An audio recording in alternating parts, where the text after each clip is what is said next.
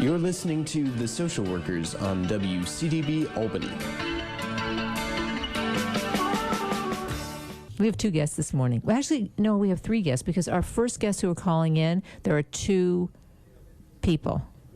We can do that, right? Yeah, of course. Yeah, so because two women who, both of them are therapists, they co-authored a book called Combined Destinies. And Todd Jealous, that's quite a name, Jealous, right? And Caroline T. Haskell. And they are and Todd Jealous is a former marriage and family therapist with a long history of supporting civil rights, and her son Benjamin Todd Jealous, maybe you've heard of him, is the current president and CEO of the NAACP. So that's impressive.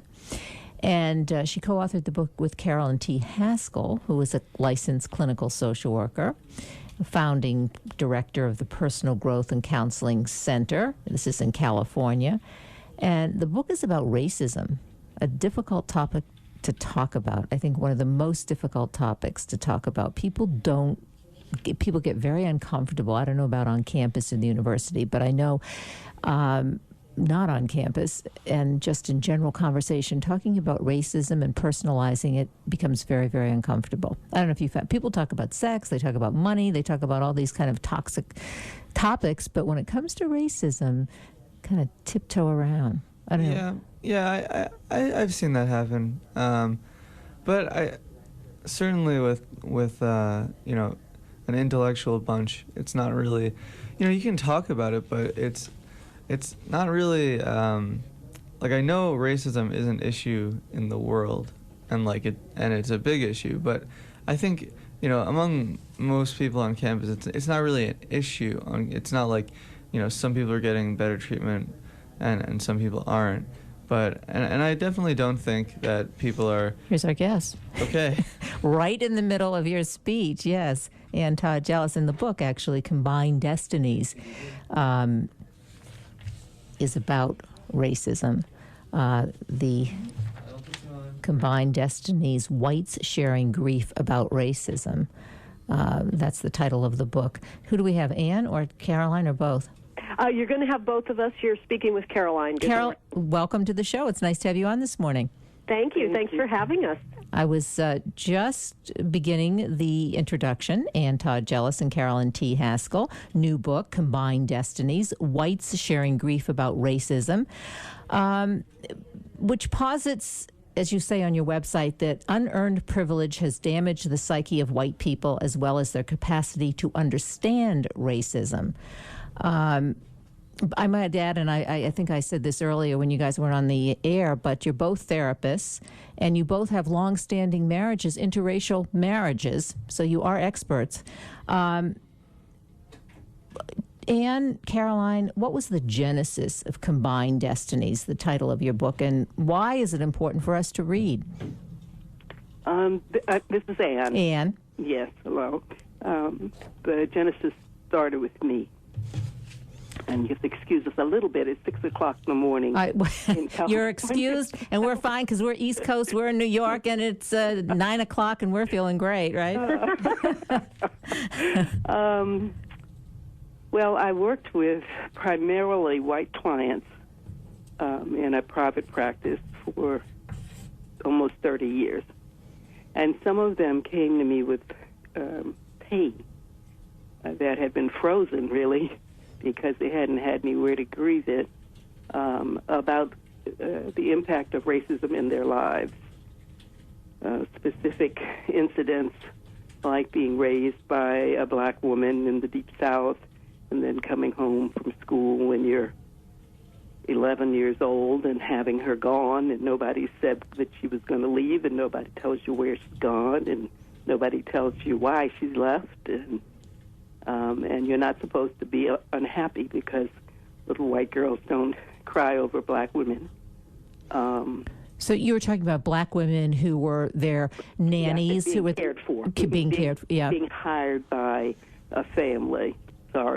Being hired by your family to care for you, in their home, take care of the house, take care of the baby, that kind of thing, or being separated from a lover, because of bigotry, being conscious of having grown up in communities where everyone else was white and feeling deprived by the lack of diversity, the lack of experiences that across cultural in your life, experiences like that. Anyway, the ones of being separated from people were really painful. The others would be maybe some intellectual awareness that people came into as they got older and changed communities. So this has been obviously your personal. That was part of it. Yeah. Okay, because your personal experience on many levels as a therapist, and then you and I was married to a white man for 46 years. Oh, congratulations! Very aware of his grief, witnessing racial abuse. How pervasive is race today, would you say, in 2013 America? Well, I think it depends on where you are in the country. I think it's different in some ways than it used to be. Doesn't seem to be as much overt, hateful racism in certain parts of the country as there used to be. It certainly isn't the legal segregation that used to exist, but there's certainly still a great deal of de facto segregation, and in some parts of the country there's tremendous overt racism happening. So we're talking about, at least today, our laws don't allow for racist behavior, but attitudes are still covert, right. Which is I think there's still a lot of racial fear. There's fear of loss of power. There's a lot of unconscious racism because people don't talk about it in ways that relieve some of that. I think that racism, and earlier in the show I was talking to, and he's a student who is here on the operating board. Racism is one of those topics, and that's why I think your book is so important, that people don't talk about it. Right. I was saying, we talk about sex, we talk about drugs, and we talk about money, but, we kind of tiptoe around racism. And I think that's true. I don't think people really have had, or at least when I've talked with people about that, they have said, we have not been taught how to talk about it. No, there's no model for it. There's nobody... there's no lead-in. There's no lead-in. And people are so afraid of making errors. Yeah, not being politically correct. Yeah. But so what do you think about, now that we have a black president, how has that, impacted our views on racism or how we behave as a country? Well, I've heard both. I've heard people say, racism is over because Barack Obama was elected. I've also seen what looks like a carpet being pulled back over a tremendous amount of underground fear and hatred. I think. Okay. Well, Caroline. We haven't given you a chance to talk. Okay. And I'm gonna. That's all right. Okay, and I just want to introduce you, Caroline T. Haskell, and you're also a therapist, and you have an interracial marriage. I says on your website of almost 20 years. Where your whiteness is regularly examined and discussed with your Japanese-American husband. So you, too, are an expert personally and professionally. And a social worker. You have an LCSW. Yes, I like the name of your show. The social, yes. Well, this is the Social Workers Radio Talk Show. This is a good show to talk about racism. We talk about all the issues. Yeah, we thought so when we heard. So thank you. Yeah. I think Barack Obama's election has shown a light on how much we need to talk about racism and how much it is deeply embedded in every institution in this country. And I think that for white people, just the word racism is such a charged word, and that people lack even a basic understanding of what that means. All right, so let's take a look at your book.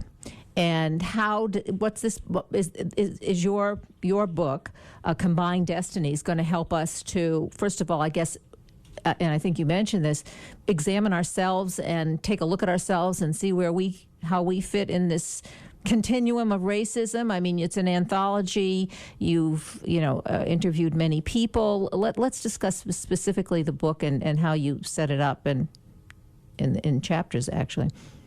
Either one of you, both of you. Yeah, this is Anne. Anne. I decided in September of 2009 that it was time to do this. I had been thinking about it for many years, just hadn't had the time. So I sent out an email to friends and colleagues and just said, I'm putting this together. If you know anyone who has a story, please pass on this email. And the brief description, and I began to get stories. And then in January of 2010, I realized I couldn't do it by myself, and that I wanted someone, and I had some ideas of the kind of person I wanted, and Caroline fit the bill perfectly. So I asked her to join me. So that's and then the stories continue to come. But was it purposeful that you are a black and white couple? Yes. Yes. Okay. And purposeful that we both had examined racism from different perspectives, of course, but that we both were diversity trainers. Many things are important. And it was essential, really, that we're a black and white couple, I think. So then we came together on it, and the stories continued to come in, and we did a couple of interviews, but the other stories were written really without us interviewing, but with me or Caroline, depending on what the situation was, encouraging people to go a little deeper, to think a little more about this or that. And they just came. So give us an example of a chapter in your book.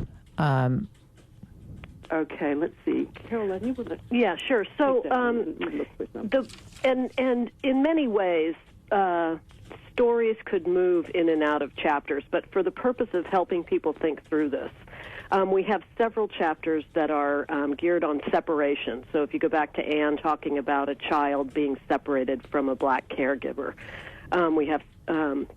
and then separation as adults in terms of either friends or lovers. And sort of intermixed, we have chapters on sameness. If I speak about my own experience, I grew up in de facto segregation, so a lot of my upbringing, everyone around me looked the same. Okay, so we have lots of stories in that chapter that deal with that issue. Then we've got a chapter on guilt, because one of the ways in which white people stumble in even attempting conversations around racism is that there's so much guilt that it sort of gets in our way of being able to even begin the conversation. But do you think that's a good topic, guilt? Because do you think that, I would think that there would be generational differences. I mean, would you look around and say the Gen X, for instance, do they feel guilty? Or is it, or compared to, say, the baby boomers or the millennials, right. There have to be differences in perspectives, I would think, in terms of... There are. Yeah. And the good thing about this book is we've got someone in their very early 20s all the way up to people in their 70s. So we do a generational... Actually, all the white people, the only social identity that's the same is our whiteness. We differ in terms of gender, sexual orientation, religious beliefs. So those sorts of differences are reflected in the story. But I think around gender, when you're talking about guilt, I also work at a university, so I'm very familiar with the 20-somethings. And they have a tendency in courses where we're looking at multicultural issues to say that these issues really are ours, like the older generations. And yet, what will happen as courses continue is the very same issues emerge in terms of where they grew up, the communities in which they grew up. I just think it sounds a little different depending on how old you are. What do you think is the override, or maybe there isn't one, because, where you grew up, your education, there are so many factors that influence your perception of being white or black in this country. what would you say? Are there any that would you say is the most important factor that influences your beliefs or your attitudes? The way that you're taught by your parents. By your parents, yeah. By your community, by your teachers. And lessons come non-verbally as well as verbally. Yeah. I mean, I was thinking of my own background. I grew up in Maine, which is, I think, still like 90. So did my husband. Oh, he did? Okay, we have to talk about that. 95% white. It's a white place. But I grew up in a well-educated family. My mother was a social, or didn't practice it, but had been trained as a social worker anyway. But just the whole family values was that you accept people for what you are, and non-judgmental, and so that's how I grew up. Even in the context of in Maine, for instance, not I didn't. But you also grew up with a lot of sameness, which is one of the chapters. Can I read you something from the book? Yes, go ahead. I'll read you something about growing up in Maine. This is what has been painful. This is an excerpt, from a story.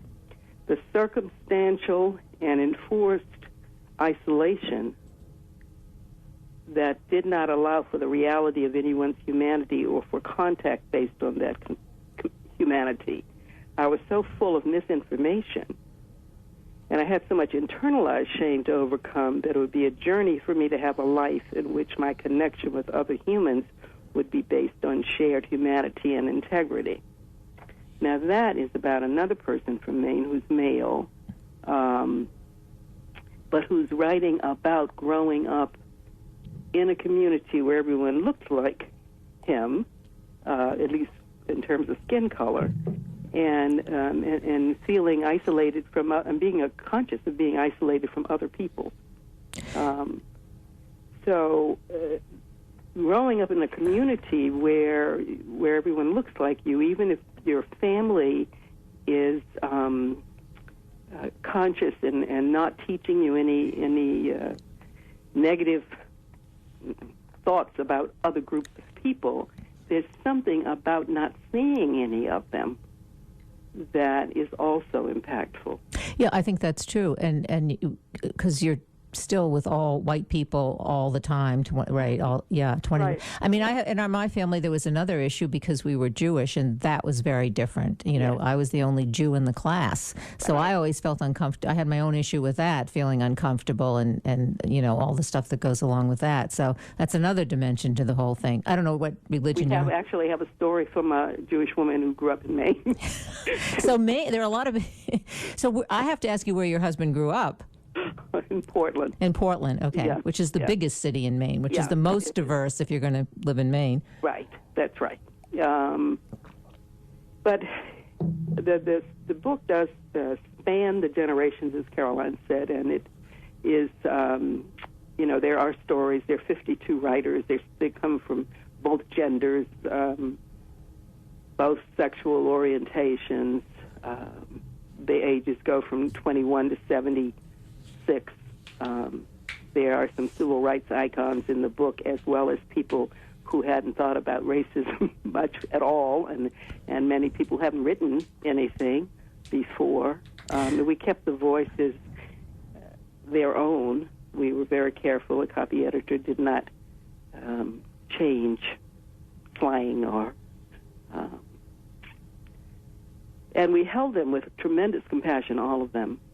So when you finished the book, did it, I guess, accomplish what you had both of you had wanted to accomplish, both you, Anne, and Caroline? Has it done what you? I mean, I don't know what the response has been necessarily. Let me tell you what the response has been. Yeah, tell us. It has accomplished what we hope, and I think there's going to be more of it as more people find out about the book. So again, thanks for having us on. Great to have you. Because it's a narrative, it really, the power of story is really who humans are at our fundamental core. And every time we've, just talking with you, you're starting to talk a little bit about your story. So the book has encouraged people to tell their stories. And we're actually getting stories from people either emails or some people will call us and talk about the impact of the book on them and share a story. So that's what we hope, is that because as you listen to or you read these stories, we've all had our own experiences. And that's really the hope for this book, is to start a conversation. So to create a dialogue, so people begin talking about racism, examining themselves, their attitudes, and just, it's a jumping off point. It's a jumping off point. And the way we've set up the book, we hope, is in a loving context. It's all right that as white people, we really don't know how to start these conversations. We've got to start somewhere. And when you set up an environment where really there's an openness, you really can say anything you want. That's what we want. Just let's jump in.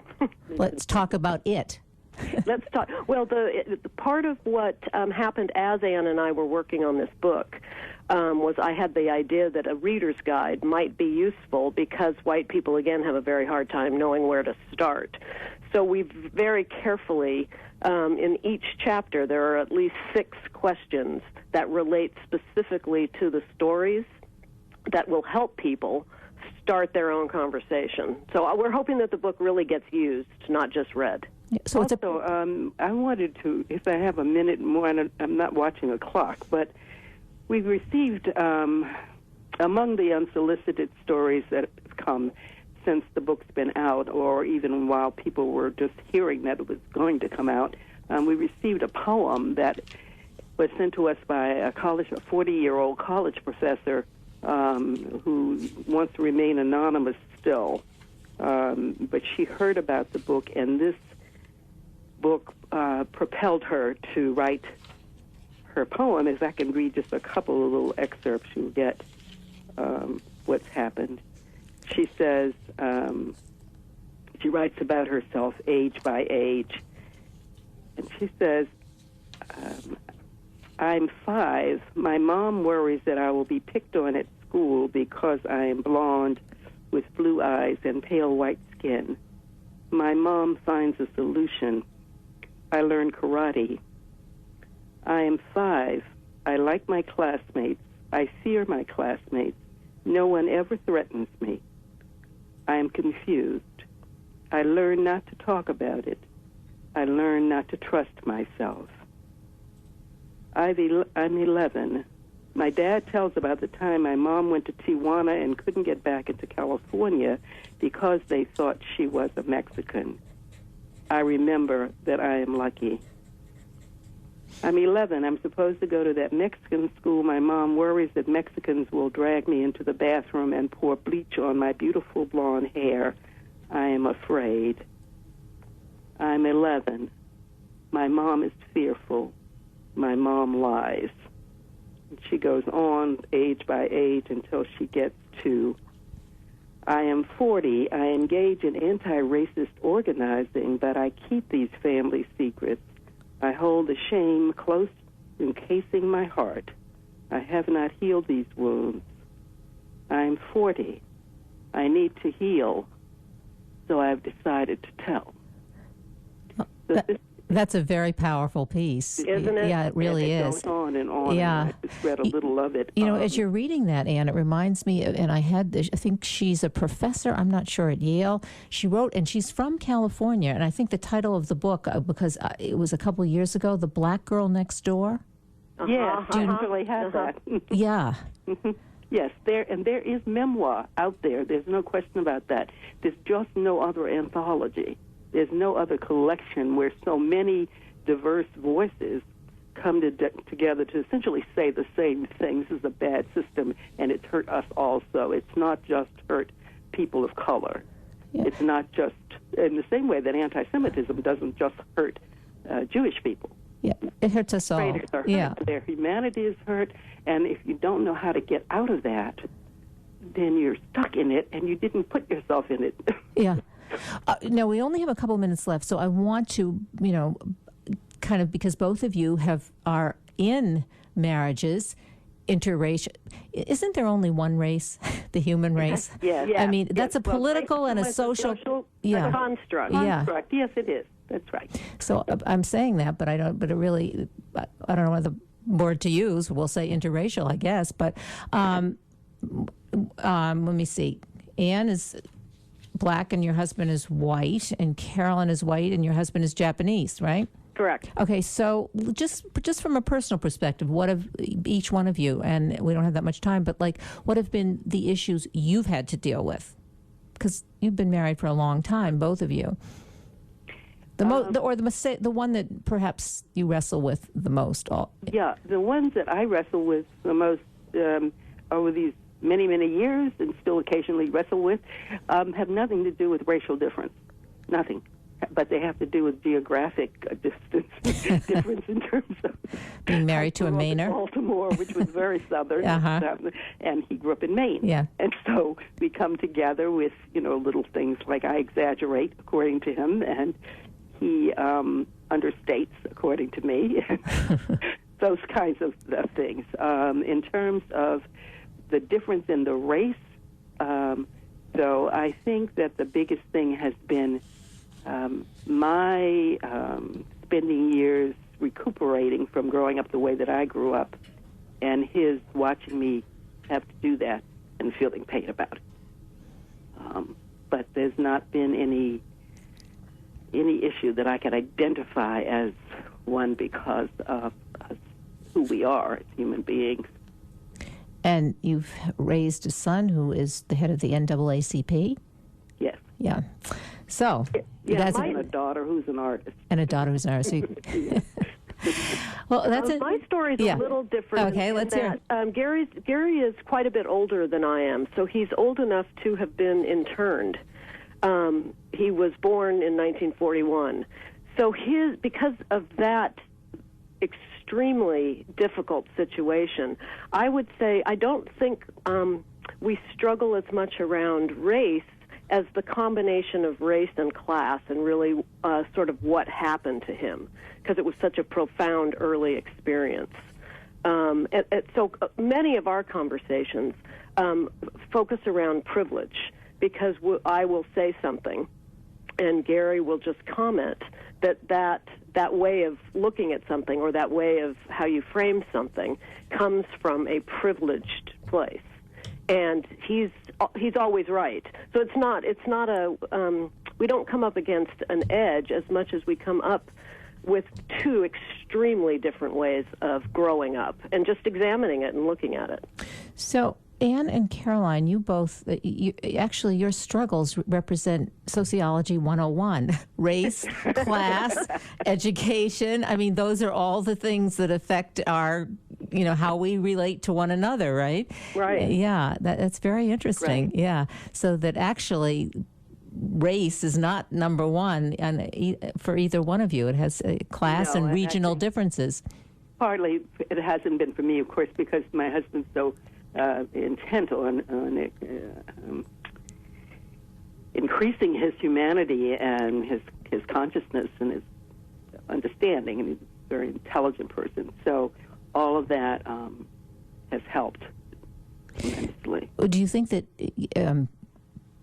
because you're in interracial marriages that you tend to be more aware of what the issues are, and you maybe tend to be more respectful and don't, this is kind of a cliche, take each other for granted, that it may be that if you had a couple that was white and black and Japanese, they may not be as kind of attentive to one another in the same way that you guys are?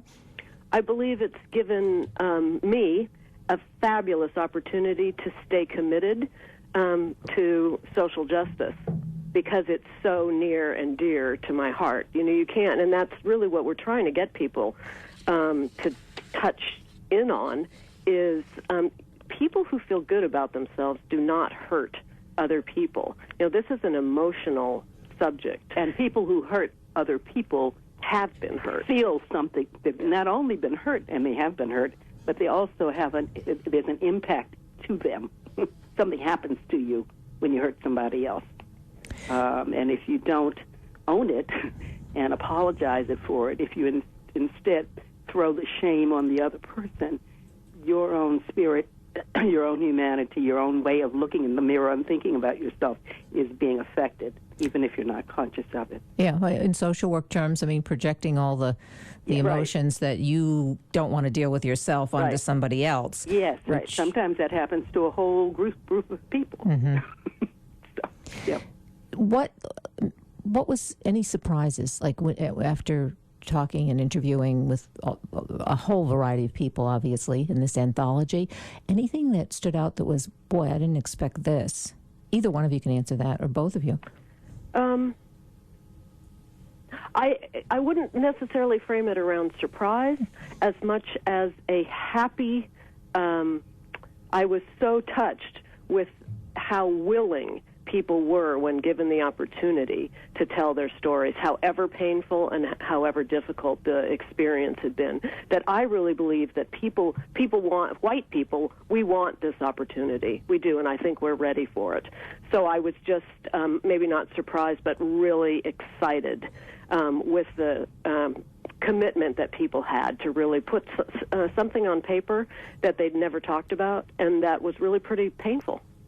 And I had just one surprise, which was that Bob Zellner, who's in there and who just finished his memoir and he's in his 70s and been working in civil rights since his early 20s, said no one had ever asked him how racism hurt him when I said to him, Bob, I want a story from you that talks about how growing up in Alabama with a Klansman grandfather and so forth affected your life, affected you as a child, affected you as a person. He said, I'd never really thought about it. Well, you're getting thought about it. He'd only thought about how it hurt targeted groups. Yep. The thing that delighted me the most, I think, is that we've gotten such positive reception from all kinds of people. I mean, from black people as well as white people and Latinos, and it's been just that's been a true gift. Well, we have to say goodbye, which is unfortunate because I have more questions to ask you. But I mean, we can leave that for another time. But Combined Destinies: Whites Sharing Grief About Racism. That's the title of the book. You can buy it online, bookstores everywhere. And the authors are Todd Jealous and Caroline T. Haskell. Combined Destinies: Whites Sharing Grief About Racism. Thanks so much for being. It's good to look at.